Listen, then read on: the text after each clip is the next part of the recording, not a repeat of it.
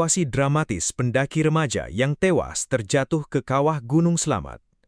Suasana duka menyelimuti keluarga M. Fahri Maulara, 16 tahun, seorang remaja asal Sirampok, Kabupaten Brebes, yang ditemukan meninggal dunia setelah terjatuh ke kawah Gunung Slamet pada Selasa, 18 Agustus 2026. Peristiwa tragis ini bermula ketika korban bersama 3 orang rekannya melakukan pendakian dengan sistem tektok melalui jalur Dukuh Sawangan, Kabupaten Tegal.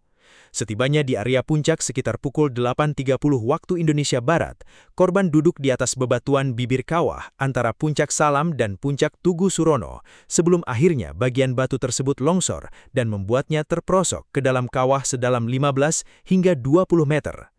Mengetahui insiden tersebut, tim SAR gabungan yang terdiri dari Basarnas, BPBD, TNI Polri, relawan FKRPB, serta elemen masyarakat langsung bergerak cepat melakukan operasi penyelamatan. Proses evakuasi dari dalam kawah berlangsung sangat dramatis dan penuh tantangan sejak sore hingga malam hari, mengingat kondisi cuaca yang sangat dingin, minimnya jarak pandang, serta medan ekstrim yang didominasi bebatuan, pasir,